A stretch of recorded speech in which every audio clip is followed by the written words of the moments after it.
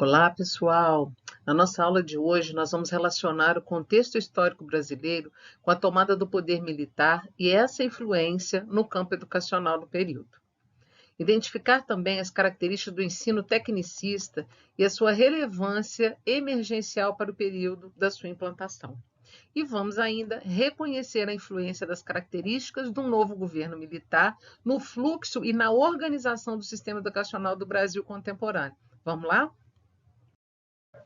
Do dia 1º de abril de 1964 a 15 de março de 1985, o Brasil viveu um período conhecido como ditadura ou regime militar, em que diferentes militares se sucederam no governo.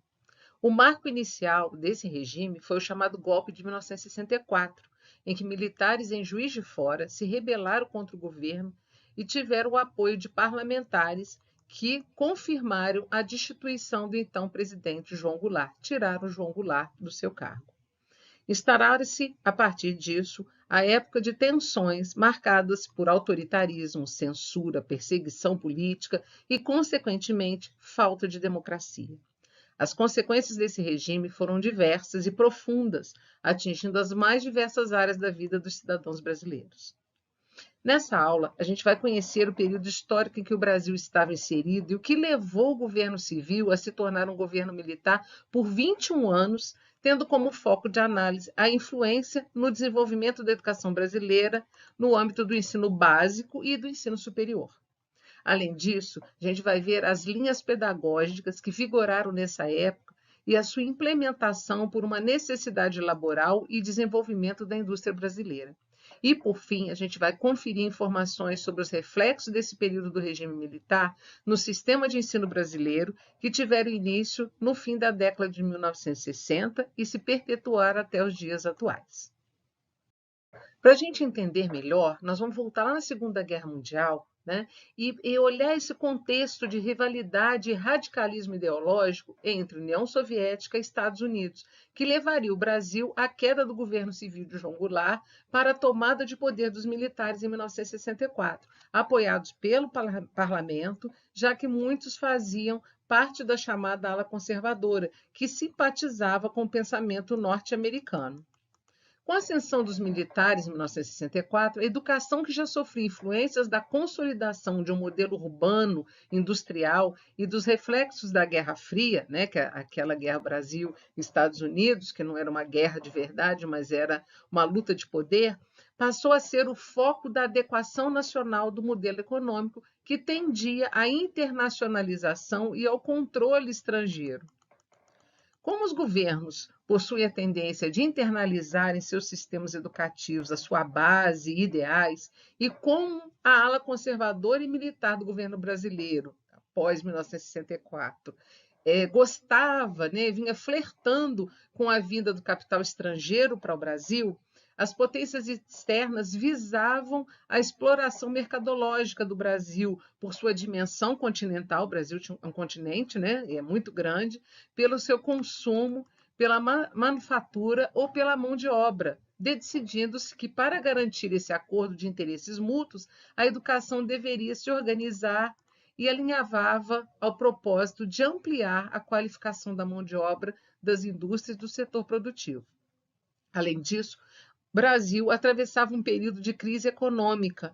A crise mundial da economia capitalista colocou o Brasil para repensar a sua vocação agrícola.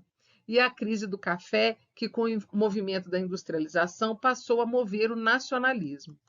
Além disso, a burguesia nacional, representada pelos empresários, passou a conduzir o movimento, já que eram os mais interessados na troca do poder que estavam nas mãos das oligarquias rurais. Esse panorama econômico foi consolidador para a ascensão militar no governo e para as reformas educacionais que seriam geridas, tanto no nível básico quanto no profissionalizante e universitário. Esse contexto despertou a atenção dos empresários internacionais que estavam atentos, né, de olho nas mudanças e vantagens de investir no Brasil, uma vez que o nosso mercado ofertava incentivos fiscais, doação de áreas necessárias para a instalação de indústrias, matéria-prima abundante e mão de obra barata, principalmente. Jandelli Júnior, autor, comenta que os 21 anos de regime militar foram pautados por repressão, por privatização do ensino, exclusão de grande parte das classes populares e pelo desmantelamento do magistério, por meio de uma abundante e confusa legislação. Em 1964 e 1968, por exemplo, foram firmados 12 acordos entre o MEC e o ZAID. O que era o MEC, Ministério da Educação e Cultura, e o ZAID era a Agência dos Estados Unidos para o Desenvolvimento Internacional. E esses acordos ligavam a política educacional brasileira às determinações dos técnicos dos Estados Unidos. No entanto, esse programa de internacionalização da educação ele ia contra a campanha nacionalista propagada pelo próprio governo. E a ideia original de propagar a indústria nacional e qualificar os cidadãos para melhor servir à pátria amada foi substituída pela intervenção externa e pela invasão da indústria estrangeira no Brasil, que usava apenas a mão de obra nacional. A gente vai ver agora 4 pontos que a USAID, a Agência dos Estados Unidos para o Desenvolvimento Internacional, que a gente viu anteriormente, esses 4 pontos que a USAID se esforçou para modificar e que foram muito importantes na estrutura e no funcionamento da educação brasileira. Então, o primeiro ponto foram os níveis, primário, médio e secundário, e os ramos, acadêmico e profissional. Essa ajuda financeira seria destinada aos assessores estadunidenses para bolsas aos brasileiros em treinamento nos Estados Unidos e, caso necessário, para a realização de experiências piloto de treinamento de pessoal. O financiamento de pessoal técnico estadunidense seria destinado à assessoria técnica de planejamento, de proposição de programas de pesquisa, e o financiamento do pessoal brasileiro seria de responsabilidade do MEC, Ministério da Educação, e destinado aos brasileiros que trabalhariam com os técnicos estadunidenses. E aí o funcionamento, reestruturação da administração, planejamento, treinamento, controle do conteúdo das publicações e distribuições de material didático. Então, de acordo com o autor Romanelli, essas medidas apresentavam uma estrutura única. As demandas da sociedade não eram atendidas pelas propostas, cujo modelo não permitia adaptações. Foram, então, empregados órgãos centrais para a tomada de decisão e administração educacional, a fim de coordenar e executar os programas propostos, o que gerou um profundo desconforto nas organizações estaduais de educação. A maioria dos acordos sinalizava para uma análise parcial e tendenciosa dos problemas educacionais brasileiros, ao se valer da crise do sistema para justificar as mudanças. Foi concebido, então, um financiamento composto por 3 eixos relacionados à questão financeira: fornecimento de ajuda financeira, fornecimento de pessoal técnico estadunidense para prestação de assessoria e o financiamento de pessoal brasileiro para participar de treinamento. O autor Fonseca comenta que a escola ficou restringida ao lugar de transmissão de conhecimento e, geralmente, limitada a uma única fonte, o livro didático. Passos como esse faziam parte de um processo que buscava a descentralização das humanidades no currículo escolar, que, consequentemente, desqualificava os professores. Além disso, outra ação do governo militar, em 1969, foi permitir o funcionamento de cursos de curta duração e autorizar habilitações intermediárias em nível superior para atender à carência de mercado, entre aspas. Foi nesse período histórico que os componentes curriculares foram chamados de disciplinas e que as chamadas disciplinas principais, que eram a matemática e a língua portuguesa, possuíam e até hoje possuem muitas instituições escolares uma carga horária superior aos demais componentes curriculares. Então, neste sentido, é importante a gente destacar que as aulas eram ministradas a partir de uma didática rígida que beneficiava a memorização e a reprodução do conteúdo exposto, e havia uma hierarquia clara entre o professor que ensina e o aluno que aprende, mas sem espaço para a troca ou potencialização do saber por meio do debate e da reflexão. Era mesmo uma educação bancária, que o aluno somente recebia, passivamente a informação que vinha do professor. Ainda que a reformulação da estrutura e o funcionamento do ensino tenham sido impostos, esse foi o período em que transcorreram as maiores mobilizações populares, especialmente a dos estudantes, como a gente pode ver aí no vídeo, né? As iniciativas dos movimentos da educação de base, o MEB, e dos Centros de Cultura Popular, CCP, responsáveis por campanhas de alfabetização de adultos, são exemplos dessas mobilizações. E, por sua vez, as organizações estudantis eram movimentos paralelos à organização regular escolar, em que estudantes, principalmente os universitários, encontravam espaço para debater suas inquietações e elaborar reivindicações, conforme diz o autor Saviani. E ele salienta também que os estudantes lutaram pela ampliação das universidades, que era a principal forma de ascensão social. Por isso, houve forte pressão das camadas populares e do movimento estudantil pela democratização das universidades. Apesar disso, não houve modificação na política. Os estudantes passaram, então, a realizar manifestações nos espaços universitários. O ensino fundamental também passava por problemas. No projeto educacional nas décadas de 60 e 70, a disciplina de História ensinada no ensino fundamental e médio foi modificada estrategicamente e teve as seguintes características.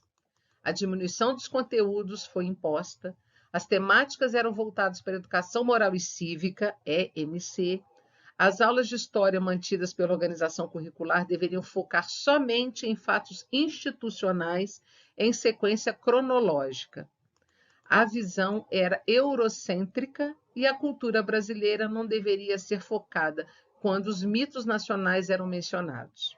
A ideia de integração nacional para o desenvolvimento econômico era ensinada. Então, a visão eurocêntrica, né, era pautada na visão da Europa, né, do branco. O ensino de história nas escolas brasileiras, a partir do regime militar, era complementado por aulas de educação moral e cívica, Organização Social e Política Brasileira, OSPB, e os estudos dos problemas brasileiros, EPB, cuja finalidade era difundir durante esse período da história brasileira os valores da sociedade dominante. A Lei 5692/71 decretou que essas disciplinas estariam presentes no primeiro e no segundo graus, com vistas a proporcionar a formação necessária ao desenvolvimento de suas potencialidades como elemento de autorregulação, qualificação para o trabalho e preparo para o exercício consciente da cidadania. Bom, isso quer dizer que a lei tinha um propósito claro de um modelo específico de formação, que seria a qualificação em nível médio, voltado à profissionalização, de forma que o indivíduo se autorrealizasse na convivência com o meio e nas relações de trabalho. O termo autorrealização é entendido, atualmente, como um processo no qual nenhum ato educativo é possível. O reflexo desse sistema, ligado a uma história cronológica e positivista, pode ser percebido até o final da década de 90, nas aulas ministradas pelos professores formados e que atuaram em sala de aula nesse período. Os movimentos de uma educação mais autônoma e reflexiva já eram apresentados no mundo durante o período do regime militar, mas a sua gradual implementação só ocorreria após a inserção da democracia no Brasil contemporâneo.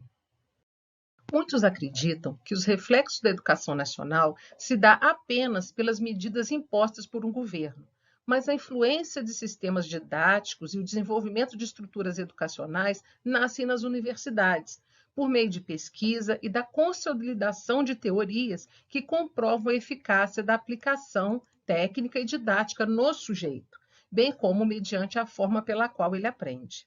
Desse modo, quando o governo militar interferiu na dinâmica do funcionamento das universidades e na forma de acesso ao diploma universitário, toda a macroestrutura educacional sofreu alterações que possuem forte ação até os dias de hoje.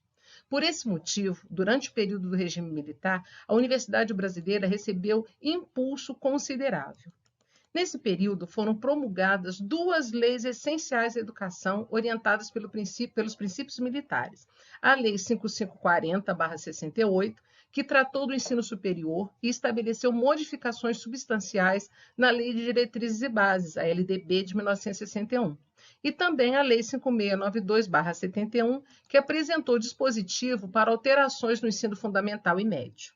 Para que a gente entenda, né, e compreenda o quanto é importante conhecer as leis educacionais e o impacto dessas leis na educação das gerações futuras, a gente vai mais para frente ver o impacto dessa legislação na formação do ensino, que ainda faz parte da nossa realidade nacional.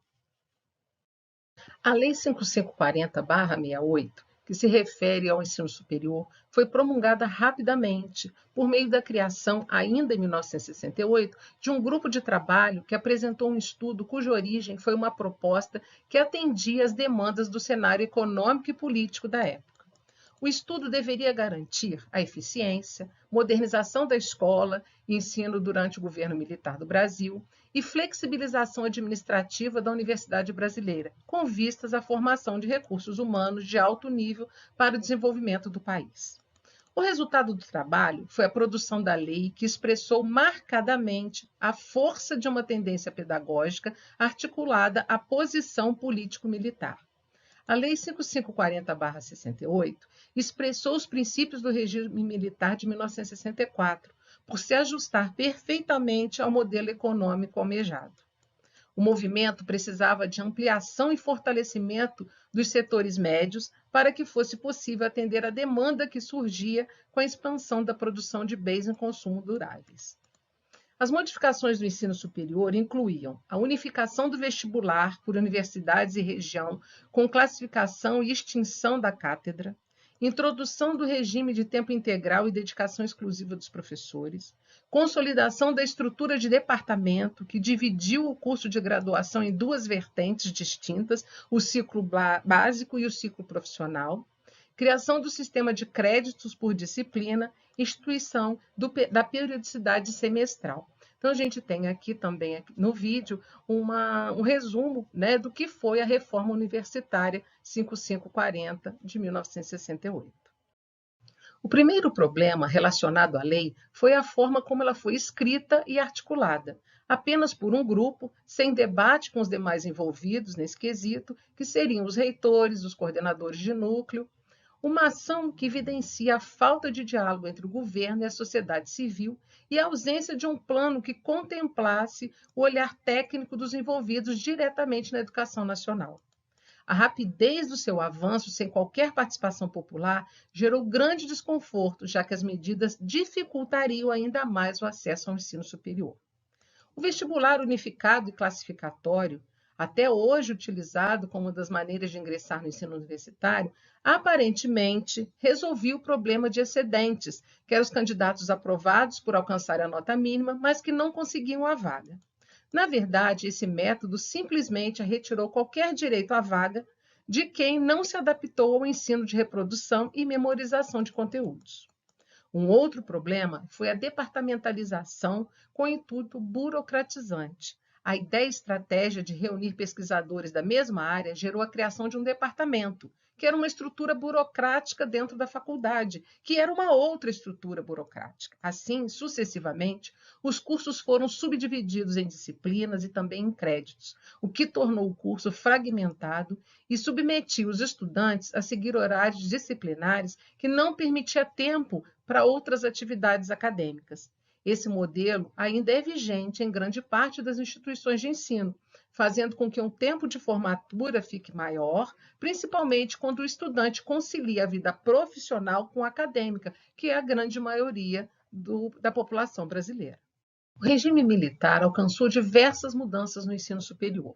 Professores e pesquisadores experientes foram aposentados e não houve contratação de novos docentes. Reitores foram demitidos e, em seu lugar, foram nomeados interventores da ditadura. E a autonomia administrativa e financeira foi restringida. Além disso, o controle policial se estendeu aos currículos e aos programas das disciplinas. Essa medida refletiu na falta de pesquisas de excelência acadêmica.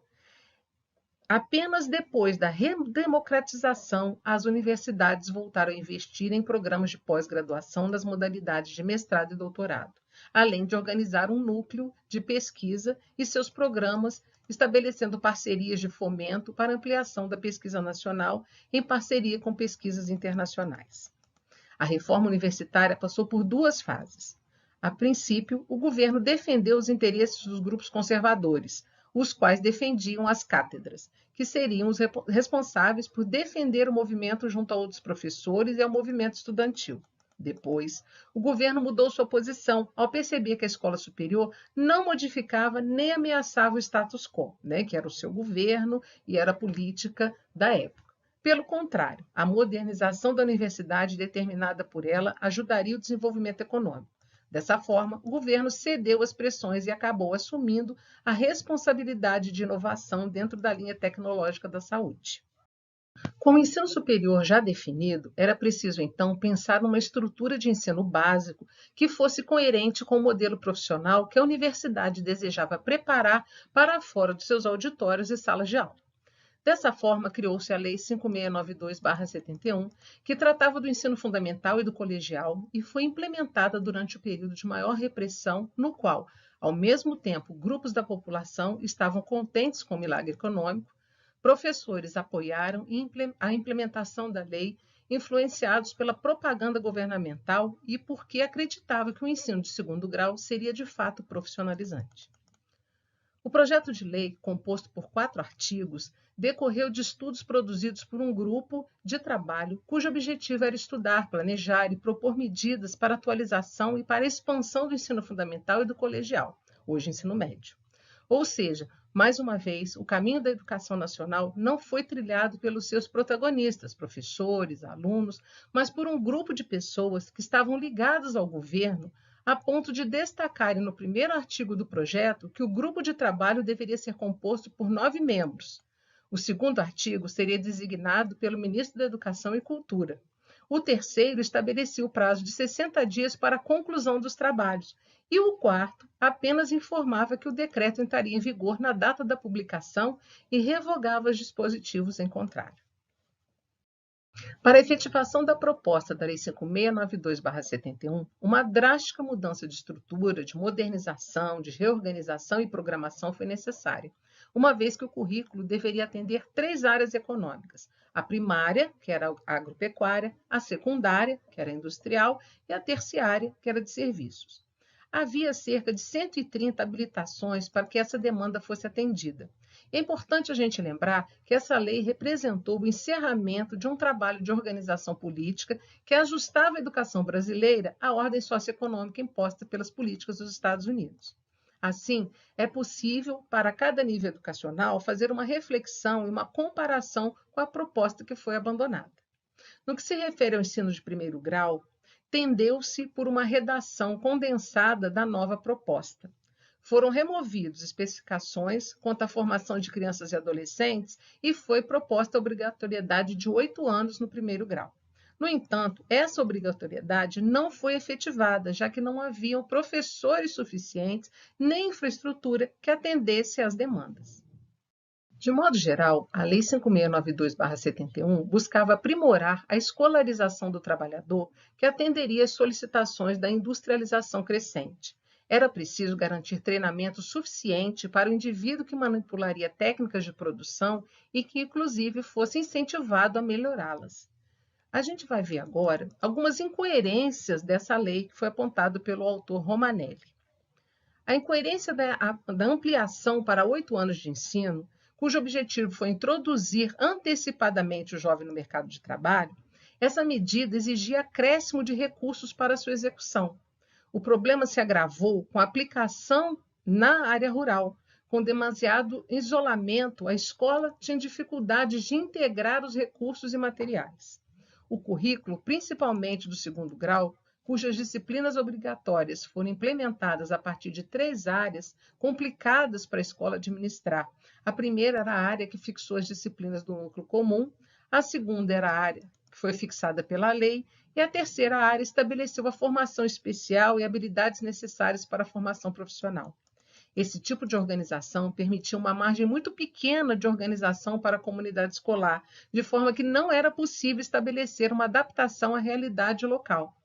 A profissionalização em nível médio supunha que o estudante decidisse precocemente que profissão exerceria.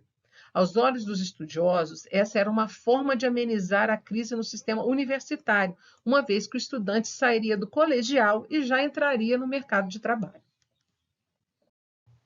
Autores observam que o desvio da demanda não aconteceu.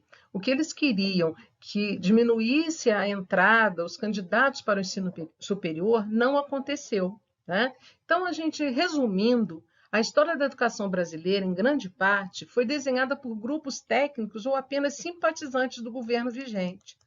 Poucos foram os momentos na trajetória da pedagogia no Brasil em que os protagonistas, estudantes, professores, foram consultados ou fizeram parte da organização geral do sistema de ensino. O Brasil tem dimensões enormes, dimensões continentais, e uma história marcada por sistemas educacionais que não tiveram tempo de se adaptar ao contexto e ao perfil dos estudantes.